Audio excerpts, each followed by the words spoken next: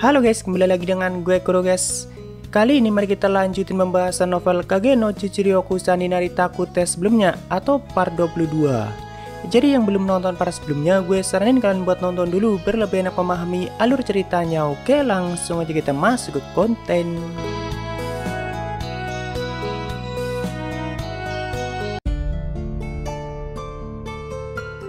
Sebelumnya, Cid sudah menyelesaikan masalah vampir di kota tanpa hukum dan seperti yang dia rencanakan dari awal, yaitu Shadow akan menyelamatkan sang Ratu Darah di akhir momen, dan itulah yang terjadi.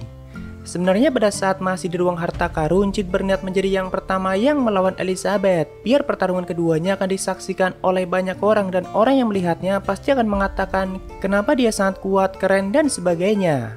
Makanya dia sangat buru-buru, tapi setelah sampai di ruang utama, ternyata Elizabethnya belum bangkit dan masih di tubuh pria muda. Oh ya, mengenai pertarungan Aurora menggunakan tubuh Claire melawan Elizabeth, saat itu kan dia mengatakan karena memang itu adalah darahku sendiri, makanya Aurora bisa mengendalikannya dengan mudah. Mungkin karena darah yang digunakan Ellie untuk menyerang adalah darah yang dia hisap dari Claire. Tapi sebelumnya ada yang komen, bisa saja vampir juga adalah keturunan dari Aurora atau sang iblis Diabolos. Dan darah mereka berdua saling berkaitan atau punya hubungan yang erat. Ya itu mungkin saja sih, karena Beta sebelumnya juga mengatakan kalau leluhur vampir dan para kerasukan punya darah yang sama. Hal itu juga yang menyebabkan adanya reaksi di tubuh Beta dan Claire setelah terkena serangan darah Elizabeth. Karena memang di novelnya belum dijelaskan secara detail. Cara Aurora menjelaskan banyak hal pada Claire juga masih ambigu, tapi intinya saat ini kekuatan dalam diri Claire sudah bangkit dan anggap saja di pertarungan sebelumnya, Aurora mengajarinya sedikit bagaimana cara mengendalikan kekuatan besarnya yang sudah bangkit. Jadi nanti kedepannya Claire harus berusaha mengendalikan kekuatan barunya jika dia menginginkan kekuatan yang sangat besar itu, dan tentu tidak jauh beda dari kekuatan sang penyihir bencana Aurora. Lalu saat Shadow menggunakan M Atomic di serangan terakhirnya, kenapa Elizabeth bisa tidak lenyap?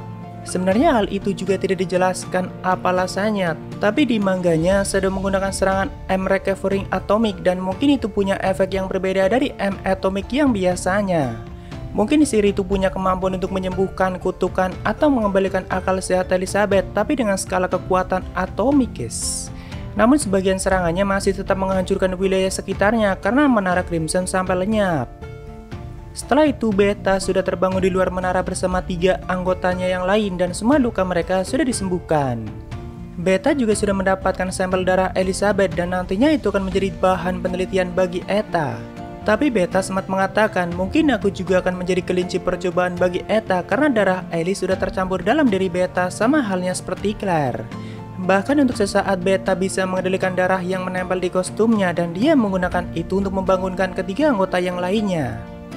Namun di pertarungan sebelumnya Rose berperan banyak saat menghadapi Elizabeth, atau dari pertarungan itu kita bisa menyimpulkan kalau Rose sudah bertambah kuat dan juga sudah bisa mengendalikan slam body suite-nya dengan baik. Bahkan dia bisa bekerja sama atau mengimbangi gerakan nomor 664 dan 665 yang sudah lebih lama di Shadow Garden. Tidak heran kalau Lambda dan Alpha sangat berharap banyak pada Rose Oriana. Setelah bangun, Beta sempat melihat Mary yang sedang menggendong ratunya dan membawanya ke tempat lain. Beta berdoa untuk mereka berdua, semoga saja mereka bisa menemukan tempat peristirahatan yang ideal atau jauh lebih baik dari masa lalu. Sedangkan Cid sudah bertemu dengan kakaknya dan sempat istirahat di penginapan.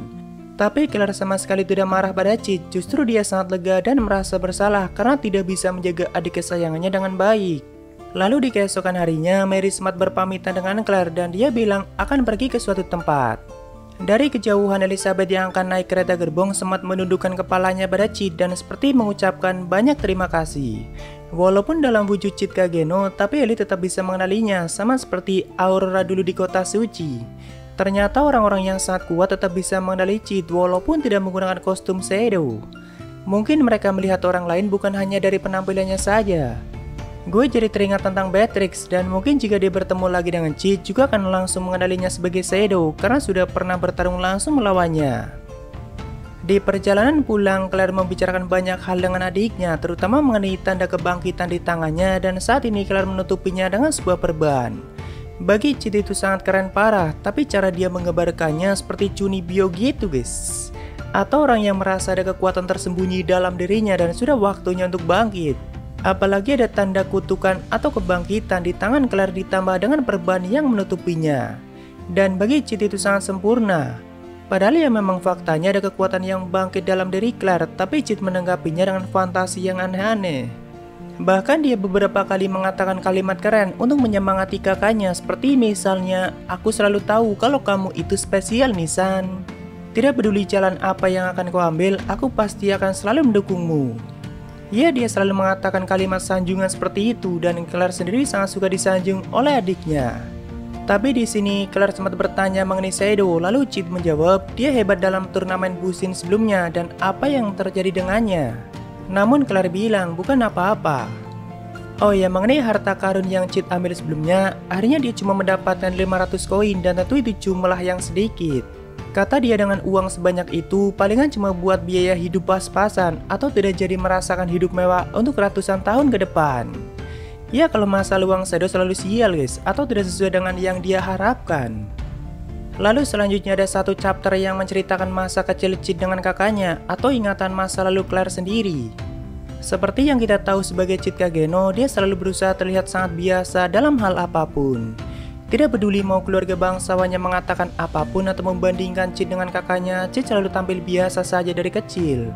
Dari dulu dia memang selalu dibanding-bandingkan dengan kakaknya karena Claire sangat berbakat dalam banyak bidang. Walaupun Claire sendiri sangat tidak menyukai jika Cheat dianggap lemah atau kurang berbakat. Jika ada orang yang mengatakan itu di depannya, pasti Claire akan langsung menghajarnya. Pada saat itu usia Claire sudah 8 tahun yang berarti Cheat baru berusia 6 tahun. Di usia 8 tahun itu Claire telah berhasil menjuarai turnamen pedang junior dan dia merasa hebat akan hal itu. Dari dulu kan Claire sering memberikan pelatihan khusus pada Cheat. Nah, saat itu Claire ingin melatih mental dan keberanian Cheat, jadi dia mengajaknya ke hutan yang sangat berbahaya. Tentu sebagai Cheat Kageno dia pura-pura ketakutan dan tidak mau mendekati bahaya. Tapi Claire bilang, bukankah kau dengar kalau si botak mengatakan ada kelompok bandit di hutan ini dan mereka adalah bandit yang sangat terkenal, yaitu Scarface. Si botak yang dimaksud adalah ayah mereka karena ibu mereka memanggilnya seperti itu. Saat itu Cheat terus merengek dan meminta pulang sampai dia mengatakan jika kita tidak pulang nanti ibu bisa marah. Mendengar itu Claire baru nurut karena ibu mereka sangat galak dan seperti monster kalau sudah marah. Jadi yang ditakuti mereka adalah ibunya bukan ayahnya. Niatnya sih Claire hanya ingin memperkuat mental dan keberanian Cheat dan tidak akan masuk hutan lebih dalam karena di sana ada bandit Scarface dan Claire tahu mereka sangat berbahaya. Namun di saat mereka berdua memutuskan untuk kembali, secara kebetulan kelompok bandit Scarface menemukan mereka. Padahal itu masih jauh dari tempat persembunyian Scarface. Tentu di sini Claire mulai panik dan berusaha melindungi adiknya. Di situasi itu Claire hanya berusaha menciptakan celah supaya Cheat bisa melarikan diri dan setelahnya dia akan melindungi dirinya sendiri. Namun ternyata di saat Claire maju menyerang dengan sekuat tenaga, para bandit hanya mempermainkannya dan kekuatan Claire saat ini sama sekali bukan ancaman bagi mereka. Karena bandit Scarface terkenal sangat kuat, bahkan mereka hanya mau merampok para bangsawan atau orang kaya lainnya. Lalu di saat Claire mulai terluka, Cheat maju dan pura-pura akan melindungi kakaknya, tapi pedang sang bandit dengan cepat mengenai tubuhnya dan melemparkannya cukup jauh. Melihat itu tentu Claire sangat murka, tapi kekuatannya sama sekali tidak sebanding dengan mereka dan tidak butuh waktu lama Claire sampai dibuat pingsan oleh mereka. Pada saat itu barulah Cheat menunjukkan sosok aslinya karena dari awal dia memang sudah berniat mendatangi para bandit dan menggunakan mereka sebagai bahan latihan. Namun tanpa diduga kakaknya malah mengajaknya ke hutan di siang hari dan bertemu dengan mereka. Kata Cheat seperti biasa pemikiran kakakku sangat tidak bisa ditebak. Tapi setelah Claire pingsan, Cheat bisa mengamuk sesuka hati. Melihat Cheat yang mulai bangkit dan menunjukkan tawanya, tentu para bandit cukup kaget karena sama sekali tidak ada luka di tubuhnya. Soalnya yang ditebas oleh mereka cuma slime yang melindungi semua tubuh Cheat. Walaupun mereka masih sangat percaya diri karena saat itu Cheat cuma anak kecil yang baru berusia 6 tahun. Tapi dengan cepat Cheat menusuk tenggorokan mereka satu persatu menggunakan pedang Claire sebelumnya. Total bandit itu ada 7 orang dan tidak butuh waktu lama Cheat sudah membantai ke 6 anggotanya. Jadi hanya menyisakan satu ketua mereka. Setelah melihat itu, sang ketua tidak lagi meremehkan anak kecil yang tidak biasa itu. Bahkan dia yakin suatu saat nanti ku akan menjadi orang yang sangat hebat. Namun sayang sekali ku akan mati di sini. Saat itu keduanya mulai bertarung dengan sangat sengit. Dari segi kecepatan Cheat sangat unggul, tapi tetap kekuatannya masih seorang bocah dan sang ketua yang pintar sangat memanfaatkan kelemahannya itu. Dia paham Cheat sangat cepat, tapi kekuatannya masih belum cukup untuk mengimbangi kekuatan orang dewasa yang kuat. Sebaliknya, Chit juga sangat puas karena sang ketua bandit bisa menjadi bahan latihan yang sempurna. Setelah beberapa lama, Chit mulai mengaktifkan overdrive, dan itu adalah teknik yang bisa meningkatkan semua kekuatannya dengan sangat drastis sampai melampaui batasannya sendiri. Dan pastinya setelah itu Chit bisa dengan mudah membantai sang ketua bandit tanpa memberikannya kesempatan untuk melawan. Bahkan dia hampir tidak percaya ada anak kecil yang punya kekuatan sebesar itu. Setelah membantai semuanya, Chit menyingkirkan semua mayat mereka, lalu dia membangunkan kakaknya. Melihat Chit yang masih baik-baik saja, tentu Claire langsung memeluknya dan menangis bahagia. Tapi di sisi lain dia juga sangat menyesal karena gagal melindungi adiknya dan malah menyeretnya ke dalam bahaya. Lalu Claire bertanya, apa yang terjadi dengan para bandit? Chit bilang para pemburu harta karun datang tepat waktu dan mereka sedang mengejar para bandit ke dalam hutan. Lagi-lagi Claire merasa telah diselamatkan oleh adiknya. Dia mengingat di masa lalu Chit yang baru berusia 1 tahun seringkali menyelamatkan Claire dari bahaya. Dari yang mulai Claire hampir jatuh dari jendela, Chit tiba-tiba menariknya dari belakang. Lalu Claire yang hampir tersiram air panas juga Chit tiba-tiba menariknya dari belakang. Dan banyak lagi yang lainnya, padahal saat itu Chit baru berusia 1 tahun. Dari situlah Claire punya keinginan untuk menjadi sangat kuat supaya bisa gantian melindungi adik kesayangannya. Dan tidak akan membiarkan dia disakiti oleh siapapun. Makanya jika ada orang yang membandingkan Chit dengan dirinya atau menganggap Chit lemah, Claire sangat marah. Dan itulah satu chapter yang menceritakan masa lalu mereka berdua, guys. Kembali ke kota tanpa hukum. Setelah berhari-hari, saat itu Yukime sedang menunggu kedatangan Shadow di menaranya, dan benar saja Shadow datang untuk menemuinya. Dia langsung disambut oleh dua wanita cantik, yaitu Natsu dan Kana. Bahkan mereka berdua langsung membuka kimono mereka untuk memamerkan belahan dada mereka yang sangat cantik. Di situ Shadow bebas mau menikmati Natsu dan Kana atau tidak, atau jika mau, Shadow juga boleh menikmati Yukime, dan Yukime dengan senang hati akan melayaninya. Anggap saja itu sebagai ucapan terima kasih yang sebelumnya Yukime janjikan. Namun walaupun Yukime sudah menggodanya dengan tingkah yang sangat manja dan menarik, Shadow tetap mengabaikannya dan dia langsung menanyakan intinya, apa yang kau mau dariku? Di sini Yukime mulai menceritakan tentang persaingan dua perusahaan besar yang sedang memanas. Jadi semakin lama kan perusahaan Mitsugoshi sudah sangat berkembang dan hampir menguasai bisnis perdagangan di seluruh negara. Nah, otomatis perusahaan dagang lainnya merasa terancam dan direbut pasarnya oleh Mitsugoshi. Tapi tidak banyak perusahaan yang berani menantang Mitsugoshi dari segi apapun. Jadi belum lama itu mereka bergabung dan menciptakan asosiasi pedagang hanya untuk melawan dan menjatuhkan Mitsugoshi. Yukime memprediksi kalau tidak akan lama lagi perang dagang keduanya akan semakin pecah dan malahan besar kemungkinan keduanya akan hancur atau tidak akan ada yang bertahan. Nah, di tengah semua itu Yukime punya ide untuk menciptakan perusahaan baru dan memanfaatkan pertarungan mereka lalu mengambil keuntungan di tengah semua itu. Kata Yukime, kita akan menciptakan organisasi besar untuk mengontrol bisnis di seluruh dunia dari dalam bayangan atau dari balik layar. Dengan bantuan Shadow, dia yakin sanggup melakukannya. Intinya nanti di akhir organisasi yang diciptakan Yukime dan Shadow lah yang akan menguasai seluruh bisnis di dunia itu. Tapi sekaligus menjatuhkan Mitsugoshi dan asosiasi pedagang. Mendengar kata mengontrol bisnis dari balik bayangan ternyata membuat Shadow sangat tertarik dan tanpa pikir panjang dia menyetujui ajakan Yukime. Lalu di tempat lain, tepatnya di perusahaan Mitsugoshi, terjadi penyerangan yang dilakukan oleh para kesatria sihir tapi mereka menyamar menjadi bandit. Malam itu satu persatu penjaga Mitsugoshi ditebas oleh mereka dan mereka bisa dengan mudah masuk ke dalamnya. Hanya tinggal menyisakan seorang elf dengan rambut pirang atau Beta yang mereka pikir itu adalah salah satu yang menjalankan perusahaan Mitsugoshi. Di situ para kesatria mulai menyerang Beta dan menyiksanya dan tentu Beta terlihat sangat ketakutan. Sambil bertanya, kalian siapa dan ampuni nyawa kami. Para kesatria itu bilang, sangat sial bagi kalian karena telah membuat perusahaan Garter marah dan kami hanya diberi satu perintah oleh mereka. Perusahaan Garter juga tergabung dalam asosiasi pedagang dan mereka punya pengaruh yang cukup besar, bahkan lebih besar pengaruhnya dibanding pihak kesatria di negara kecil. Setelah mendapatkan informasi itu, Beta tidak lagi pura-pura ketakutan dan mulai membantai mereka satu persatu. Begitu juga dengan penjaga Mitsugoshi yang lainnya yang tadi mereka pikir sudah mati. Tidak ada yang bisa kabur setelah mereka melakukan penyerangan di malam itu. Setelahnya Beta melaporkan hal itu pada Alpha dan Beta juga menangkap 3 dari mereka yang masih hidup.